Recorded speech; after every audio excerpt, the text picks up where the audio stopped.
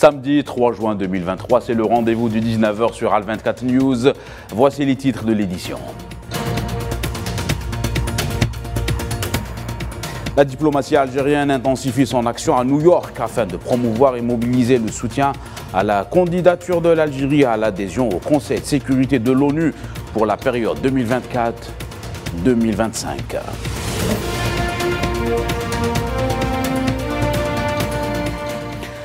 Le ministre des Finances algérien affirme l'augmentation des crédits pour l'investissement à 10 000 milliards de dinars.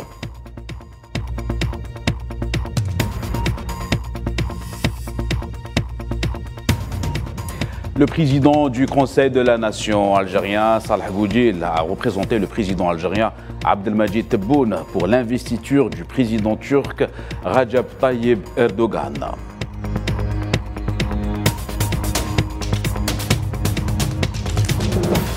Sport football, finale retour de la Coupe de la CAF entre l'USM Alger et Young African de Tanzanie. Les USMistes en quête d'un premier trophée continental.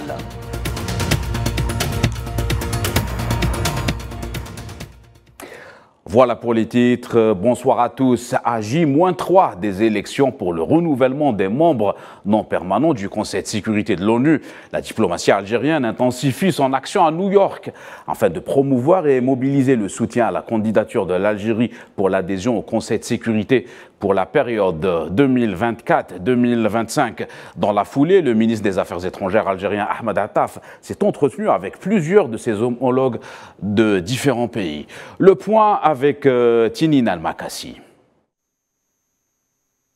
C'est un véritable marqueur que le chef de la diplomatie algérienne s'est rendu à New York avec à la clé un siège de membres non permanents au Conseil de sécurité pour la période 2024-2025. Chaque année, 5 sièges non permanents au Conseil de sécurité de l'ONU sur 10 sont renouvelés. Et la route pour y parvenir est périlleuse. Il faut convaincre la région qu'on doit représenter, en l'occurrence pour Ahmed Attaf, la région Afrique-Asie, englobant naturellement le monde arabe. Pour promouvoir la candidature de l'Algérie à ce poste, Attaf, diplomate de la première garde, a plus d'un atout dans son sac. En effet, depuis son indépendance, l'Algérie promeut une vision équitable et équilibrée des relations internationales, une vision de plus en plus partagée dans les aires géographiques africaines, sud-américaines ou encore asiatiques. Ces régions réclament en outre une réforme des institutions onusiennes. Par ailleurs, aguerrie de ses 60 ans d'existence, la diplomatie algérienne est une diplomatie qui œuvre en faveur de la paix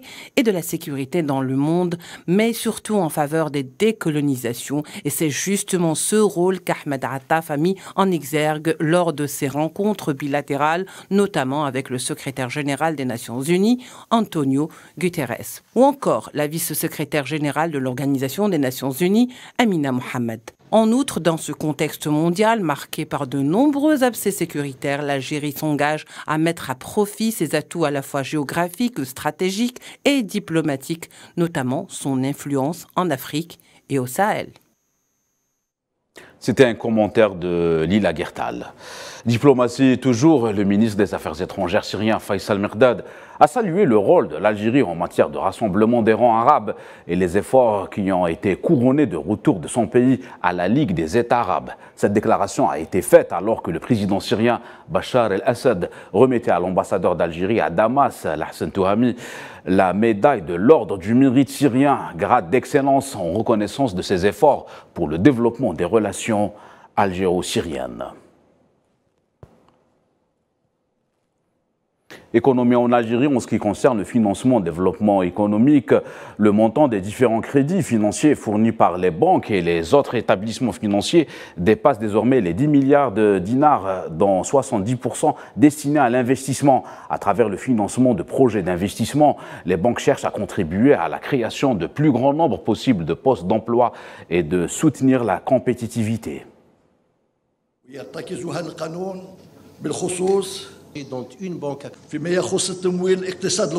En ce qui concerne le financement du développement économique, le montant des différents crédits financiers fournis par les banques et autres établissements financiers dépasse les 10 000 milliards de dinars, dont 70% destinés à l'investissement. À travers le financement de projets d'investissement, Les banques cherchent à contribuer à la création du plus grand nombre possible de postes d'emploi et soutenir la compétitivité. L'économie nationale et sa capacité à améliorer la qualité de la production locale, cherchant également à accompagner les entreprises nationales d'exportation, en particulier vers le continent africain, compte tenu de la position géographique de l'Algérie.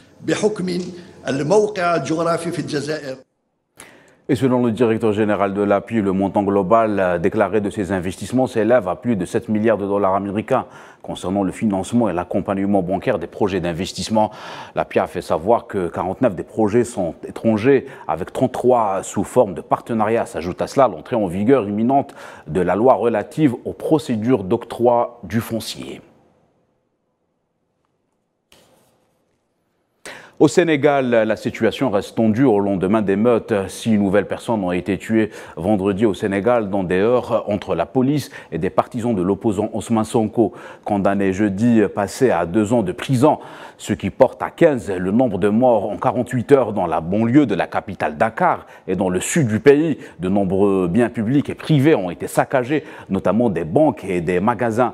Des pneus brûlés et des cailloux jonchaient la chaussée de plusieurs rues de la capitale. En Libye, les frappes aériennes ont repris sur la zone à l'ouest de la capitale libyenne Tripoli, tandis que le chef d'état-major de l'armée a déclaré que les bombardements aériens affecteront tous les lieux de crime. Depuis le lancement de cette opération, les frappes aériennes ont inclus plusieurs endroits à l'intérieur et à l'extérieur de la ville de Zawiya, et dans les villes de Sabrata et Sourman. Pour sa part, le chef d'état-major du gouvernement d'unité nationale a confirmé que l'opération va inclure la plupart des villes qui font face à des crimes et ne se limite pas à une seule ville, faisant référence à la commune de Zawiya. On reste dans la région. La campagne du référendum constitutionnel du 18 juin au Mali a commencé et prendra fin vendredi 16 juin. À minuit sur toute l'étendue du territoire national du Mali. C'est ce qu'a annoncé l'autorité indépendante de gestion des élections du pays. Annonçant l'entame de la campagne, le président de l'autorité indépendante de gestion des élections, Moustapha Cissé, a invité tous les acteurs du processus électoral à la préservation des valeurs démocratiques de justice, de liberté, de solidarité et de tolérance. Dossier soudanais, le Conseil de sécurité des Nations Unies a décidé de prolonger le mandat de la mission intégrée des Nations Unies pour l'assistance à la transition au Soudan, et ce jusqu'au 3 décembre 2023. Les membres du Conseil de sécurité ont déclaré que la présence de cette mission a été plus importante que jamais pour coordonner les réponses de l'ONU aux défis complexes auxquels le Soudan est confronté. Les détails avec Tinine Al-Makassi. C'est seulement pour une période de 6 mois qu'a été prolongé le mandat de la mission intégrée des Nations Unies pour l'assistance à la transition au Soudan, soit jusqu'au 3 décembre de l'année en cours. Siégeant à Khartoum, la mission onusienne a été créée le 3 juin 2020 pour une période initiale de 12 mois et prolongée à 2 reprises pour une période d'1 an à chaque fois, avec pour objectif soutenir le Soudan par le biais d'une série d'initiatives politiques de consolidation de la paix et de développement. Bien qu'adopté à l'unanimité par le Conseil de sécurité hier vendredi, c'est écourtement traduit le manque de consensus au sein de l'organe exécutif de l'ONU concernant le conflit au Soudan. Par ailleurs, les 15 membres du Conseil de sécurité ont demandé au secrétaire général de l'ONU, Antonio Guterres, de rester activement saisi de la situation dans le pays et se sont engagés à lui faire un rapport tous les 90 jours. De son côté, Antonio Guterres a rejeté la requête du chef du Conseil de souveraineté soudanais Abdel Fattah al-Burhan concernant le limogeage de son représentant spécial et chef de la mission intégrée des Nations Unies au Soudan, Volker Peters. Ce raccourcissement inquiète les observateurs puisque depuis le 15 avril dernier, le Soudan fait face à un important abcès sécuritaire en raison des affrontements armés qui opposent l'armée soudanaise aux forces de soutien rapide. Et les tentatives de cessez-le-feu et d'ouverture de corridors humanitaires ont toutes pour le moment échoué. Deuxième jour des travaux du sommet BRICS en Afrique du Sud. Pour les participants, il s'agit d'étudier les possibilités susceptibles de renforcer et de transformer les systèmes de gouvernance mondiale et la recherche de solutions pour une reprise économique mondiale durable et inclusive. Pour la chef de la diplomatie sud-africaine, pays hôte de ce rendez-vous, l'institution BRICS concentre son attention sur un monde dans lequel la pauvreté sera éradiquée et l'égalité sera promue.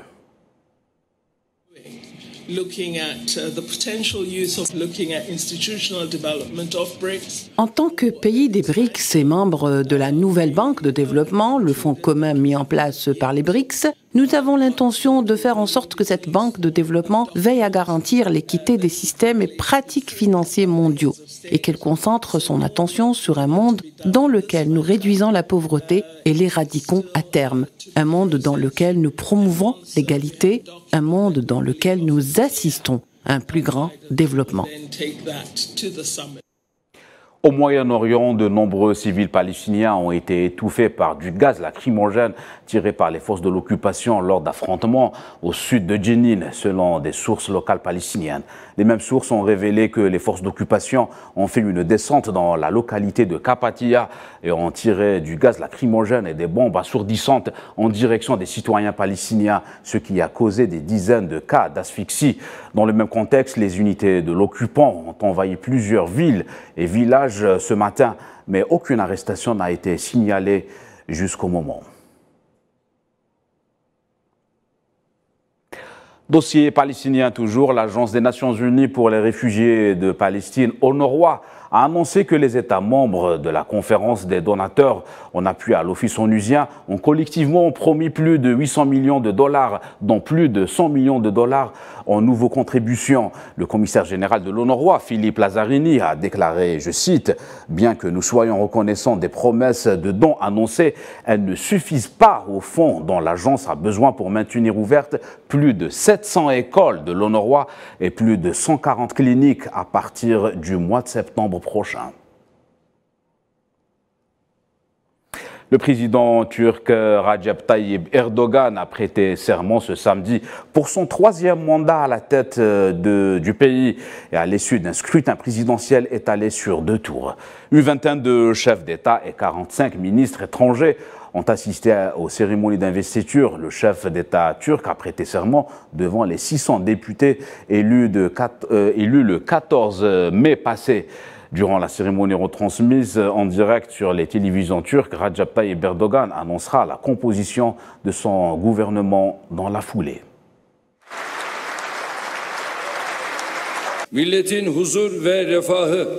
Je jure devant la grande nation turque et l'histoire, sur mon honneur et mon intégrité, que je ne dévierai jamais de l'idéal de paix et de prospérité de la nation, de la solidarité nationale et de la jouissance des droits de l'homme et des libertés fondamentales par tous dans le respect de la justice et que je travaillerai de toutes mes forces à protéger et à vénérer la gloire et l'honneur de la République de Turquie et à remplir le devoir que je me suis donné en toute impartialité.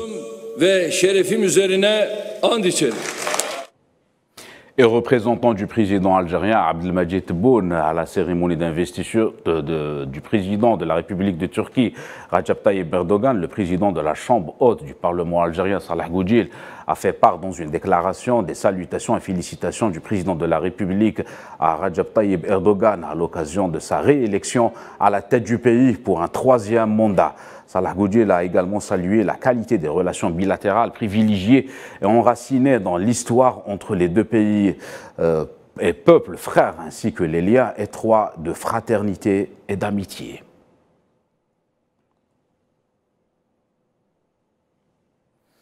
Dans la capitale autrichienne, Vienne, débute la 186e réunion de la conférence ministérielle de l'Organisation des pays exportateurs de pétrole, OPEP.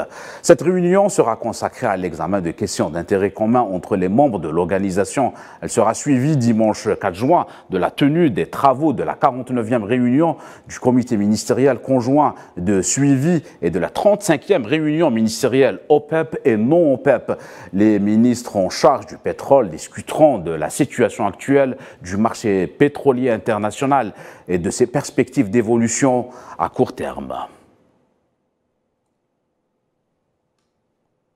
Conflit en Ukraine pour le président ukrainien Volodymyr Zelensky. L'armée ukrainienne a lancé une contre-offensive.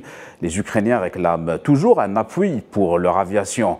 Le point sur la situation avec Safouane Ben Sabri. Annoncée en préparation depuis des mois sans pour autant se concrétiser sur le terrain, la contre-offensive ukrainienne est prête, affirme Volodymyr Zelensky. Rien ne garantit cependant le succès d'une telle opération. Les pertes humaines côté ukrainien pourraient être lourdes en l'absence de domination aérienne. Un domaine dans lequel l'armée ukrainienne souffre de lacunes, c'est d'ailleurs pour cela que l'Ukraine presse ses alliés américains pour la livraison de F-16 au plus vite. Autre pièce maîtresse attendue par les Ukrainiens, les missiles sol-air patriotes de fabrication américaine qui permettraient à Kiev de répliquer face à la puissance aérienne de la Russie. Kiev a déjà reçu les patriotes américains, ces derniers ont déjà subi les frappes de missiles hypersoniques de Moscou. Zelensky, qui a admis que l'adhésion de l'Ukraine à l'OTAN ne pouvait se faire tant que l'Ukraine est en guerre, compte cependant sur un appui militaire accru de l'Occident. Le président ukrainien est allé jusqu'à menacer de boycotter le prochain sommet de l'OTAN si l'organisation ne faisait pas un pas vers Kiev. La date, l'ampleur et la forme de la contre-offensive sont pour l'heure tenus secrets. L'état-major américain préconise d'abord une préparation optimale du terrain avant toute contre-offensive. En Inde, au moins 300 personnes sont mortes et plus de 900 blessés dans une collision survenue vendredi soir entre 3 trains de passagers dans l'est de l'Inde. C'est ce qu'a annoncé les responsables.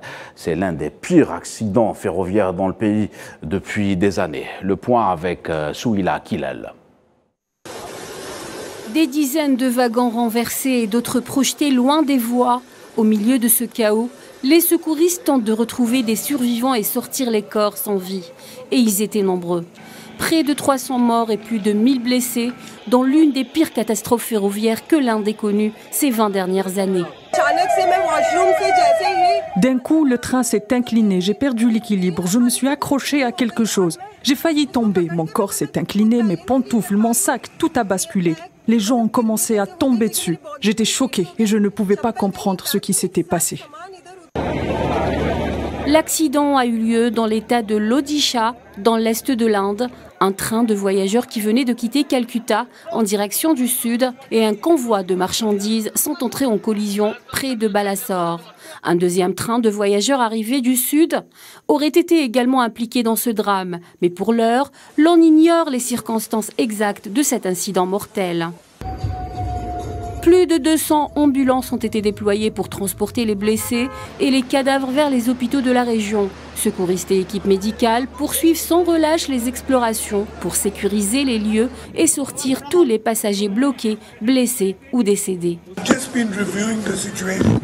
Je viens de faire le point sur cet accident ferroviaire vraiment tragique.